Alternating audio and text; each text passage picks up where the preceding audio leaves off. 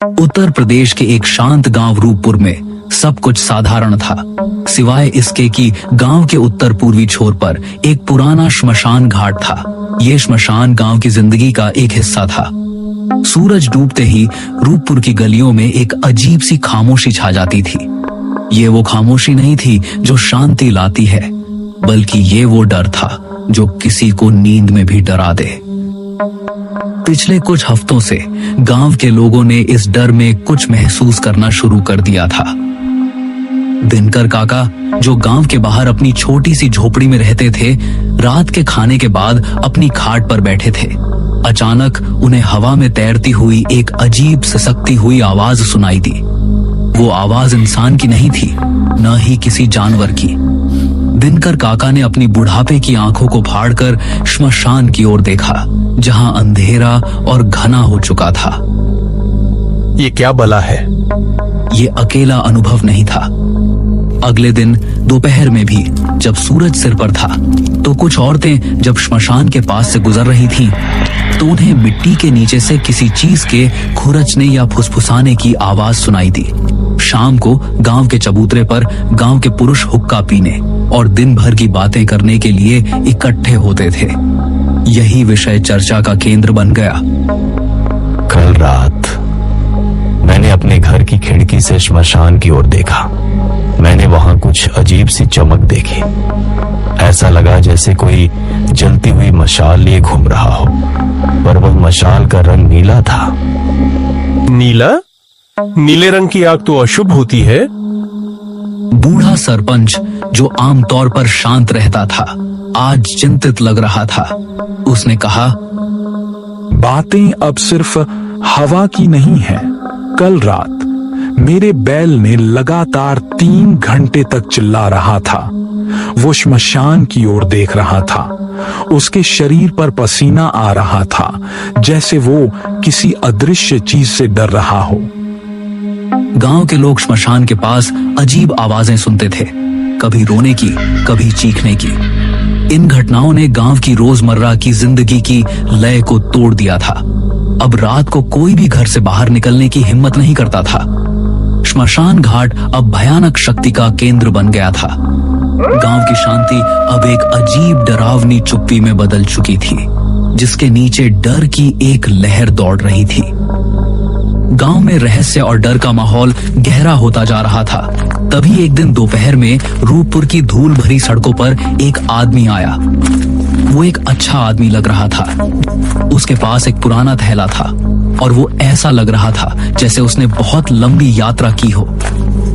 गांव के लोग, जो अपनी दुनिया में ही सिमटे रहते थे, तुरंत उस पर ध्यान देने लगे। वो सीधा गांव के सरपंच के पास गया, लेकिन उसकी बातचीत ने गांव वालों को और भी डरा दिया। माफ कीजिए, मैं यहाँ एक बहुत पुरानी जगह के बारे में जानने आया हूँ। मुझे बताया गया है कि इस गांव में एक बहुत पुराना श्मशान घाट है। हाँ है, पर आपको उससे क्या लेना देना है बाबू? आप कौन हैं? मेरा नाम गोपाल है। मैं इतिहास और लोक कथाओं का शोध करता हूँ। मुझे कुछ पुरानी पांडुलिपियों में इस क्षेत्र के एक श्मशान का जिक्र मिला था, जहां एक बहुत ही खतरनाक और दुखद घटना हुई थी। क्या वहां कोई पुराना बरगद का पेड़ है? क्या वहां कोई टूटी हुई समाधि है? क्या कोई अजीब घटना?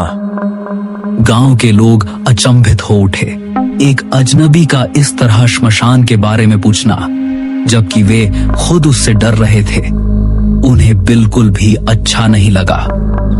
शाम को गोपाल ने श्मशान की ओर जाने की कोशिश की। रास्ते में उसकी मुलाकात गांव के वृद्ध और आदरणीय पुजारी पंडित दीनदयाल से हुई। पंडित जी ने गोपाल को रोका। बाबू, आप मेरी बात सुनिए। आप यहाँ जो भी खोज रहे हैं वो यहाँ नहीं मिलेगा। यह श्मशान अब सिर्फ एक जगह नहीं है, ये एक चेतावनी है। इस श्मशान की हवा अब बदल चुकी है। हमने हाल ही में कुछ चीजें महसूस की हैं जिन्हें मैं समझा नहीं सकता। आप एक बाहरी व्यक्ति हैं, आप इन चीजों को नहीं समझेंगे।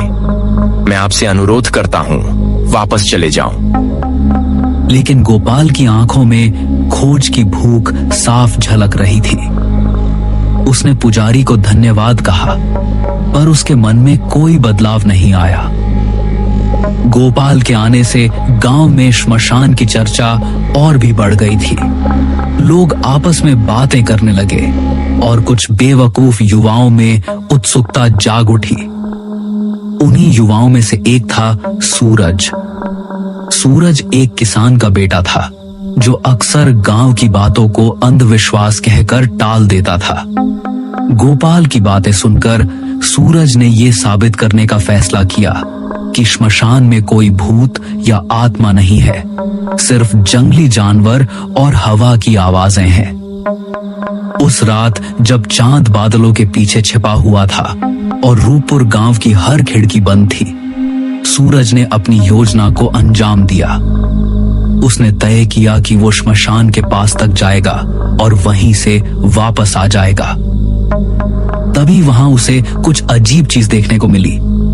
सबसे पहले एक रोशनी श्मशान के बीचों बीच उस बरगद के पेड़ के पास दिखाई दी, जिसका जिक्र गोपाल ने किया था। वो रोशनी किसी आग की नहीं थी, वो ऐसी थी जैसे किसी ने चांद की थोड़ी सी रोशनी को पकड़कर मिट्टी के ऊपर रख दिया हो। फिर आवाजें शुरू हुई। ये कोई चीख या रोना नहीं था, बल्कि एक अजीब सी बुदबुदाहट थी, जैसे कई लोग एक साथ बहुत धीमी आवाज में बात कर रहे हों, पर उनकी भाषा समझ में नहीं आ रही थी। वह आवाज जमीन से ऊपर नहीं, बल्कि नीचे से आती हुई लग रही थी। सूरज का शरीर ठंडा पड़ गया, लेकिन उसने जाने की हिम्मत नहीं जुटाई। वो छिपकर देखता रहा। उसने देखा कि रोशनी धीरे धीरे मिट्टी के ऊपर से सरक रही है और जहां जहां वो रोशनी जाती थी, वहां वहां की सूखी घास भी हरी हो जाती है।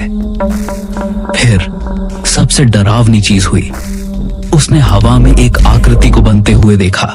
एक लंबी औरत थी जिसके बाल खुले हुए थे। सूरज ने देखा कि वो औरत बरगद के पेड़ के चारों ओर घूम रही है और हर बार जब वो घूमती तो एक तेज आवाज निकलती है। सूरज को लगा कि वो उसे ही देख रही है। डर के मारे ने सूरज पलटकर भागा। वो इतनी तेज भागा कि बिना पीछे देखे तब तक दौड़ता रहा जब तक वो अपने घर के दरवाजे तक नहीं पहुंच गया। अगली सुबह सूरज को बुखार था। उसका चेहरा सफेद पड़ चुका था और वो किसी से बात नहीं कर पा रहा था। उसका रात का अनुभव कोई मजाक नहीं था। ये एक भयानक सच्चाई थी जिसने उसे तोड़ दिया था। सूरज की हालत ने गांव वालों के डर को और भी पक्का कर दिया। अब उन्हें ये सुनिश्चित हो गया था कि श्मशान में कुछ काली शक्तियां जाग गई हैं। गोपाल, जो इस बीच गांव के सरपंच के घर में रुका हुआ था, लगातार अपनी खोज जारी रखे हुए था। गांव वालों ने श्मशान की सच्चाई जानने का प्रयास करने का निर्णय लिया। वे जानते थे कि इसका एकमात्र रास्ता गांव के सिद्ध पुरुषों और साधकों से संपर्क करना है। गांव से लगभग 20 किलोमीटर दूर पहाड़ियों में एक आश्रम था, जहां एक प्रसिद्ध बाबा रहते थे, जिनका नाम बाबा विश्वनाथ था। बाबा अपनी आध्यात्मिक शक्ति और प्राचीन ज्ञान के लिए जाने जाते थे। गांव के सरपंच और एक किसान मोहन बाबा विश्वनाथ से मिलने का फैसला किया। पहाड़ों की कठिन यात्रा के बाद वो बाबा के आश्रम पहुंचे। बाबा एक विशाल पेड़ के नीचे बैठे थे। उनकी आंखें बंद थीं। गांव वालों ने उन्हें प्रणाम किया और अपनी सारी बात बताई। बाबा विश्वनाथ ने अपनी आंखें खोली। उनकी आवाज शांत और गहरी थी। रूपपुर का श्मशान, मैंने कई वर्षों पहले इसके बारे में सुना था। यहाँ कोई साधारण भूत नहीं है जो किसी को सता रहा हो। यह एक बहुत ही पुरानी, शक्तिशाली और पीड़ित आत्मा है। ये आत्मा उस महिला की है जिसे गांव वालों ने लगभग 100 साल पहले श्मशान की जमीन पर गलत तरीके से दफन कर दिया था। उस जमाने में वो महिला, जिसका नाम माधवी था, गांव की सबसे सुंदर और नेक लड़की थी, लेकिन गांव के कुछ लोगों ने झूठे इल्जाम लगाकर उसे गांव से बाहर कर दिया। वह बेकसूर थी, पर डर के मारे उसने आत्महत्या कर ली। गांव की मान्यताओं के अनुसार आत्महत्या करने वालों को श्मशान में नहीं बल्कि गांव के बाहर अलग जगह पर दफनाया जाता था। पर गांव के कुछ शक्तिशाली लोगों ने जानबूझकर उसे अपमानित करने के लिए उसे श्मशान के बीचों बीच दफन कर दिया।